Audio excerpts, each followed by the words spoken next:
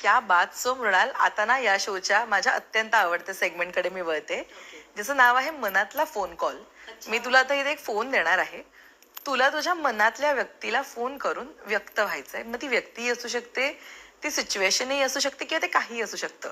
असं ना, आपण अनेकदा व्यक्त होत नाही, थोडंसं कुठेतरी राहतं ते बोलायचं. ते तुला त्या फोनवर व्यक्त व्हायचंय. सो मृणाल, मनातला फोन कॉल येस, करूया.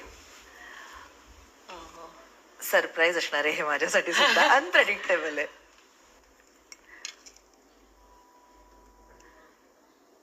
ओके.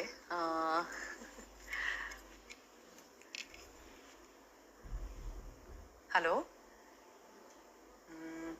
कशी आहेस आई? मला असं वाटतंय की ह्या 4-5 वर्षात तुझ्याशी नीट बोललेच नाहीये.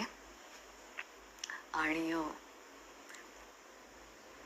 पप्पा गेल्यानंतर तर मला वाटतं तू, मी आणि अभिजित आपण तिघेही असे बसलोच नाही आहोत, किंवा आपण संवादच नाही केलाय. एखादी घटना एखाद्याच्या आयुष्यावर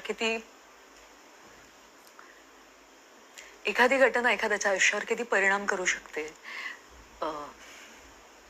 ते मला कधी तुझ्याशी बोलताच आलं नाही आई. सो मला फक्त तुला एवढंच म्हणायचंय की तू काळजी घे आणि ह्या सगळ्यातनं बाहेर पड.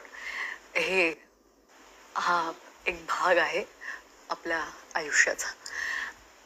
आणि यातनं मला फक्त तुला हेच सांगायचंय की तू आता ना लोकांचा विचार, लोकांची मनं जपणं, आणि अजूनही तू त्याच ट्रॅपमध्ये आहेस आई. तर तू त्यातनं बाहेर ये. जे पप्पा करू शकले नाहीत, त्यांचं लाईफ एन्जॉय करू शकले नाहीत, फिरू शकले नाहीत, तर मला असं वाटतं तू ते करावंस. तू तुझं लाईफ छान एन्जॉय करावंस, स्वतःला कुठेतरी बिझी ठेवावंस, जे तू करतेस. आणि तू खूप धडपड करतेस की त्यांची जागा भरून काढण्याची, पण काही गरज नाहीये त्याची आई. कारण तू आई म्हणून इनफ आहेस. आणि त्यांची जागा, ते त्यांचं एक वेगळेपण होतं. आई म्हणून तुझं एक वेगळेपण आहे. आणि आम्ही कायम तुझ्यासोबत आहोत.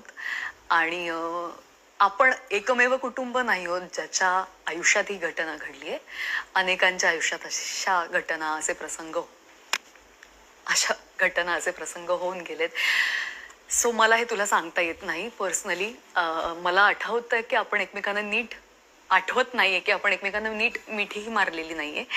सो आपण ह्या सगळ्याचा त्रास करून घेऊया नको. आणि आपण प्रत्येक जण वेगवेगळ्या गोष्टीतनं व्यक्त होतोय. जसं मी आणि अभिजित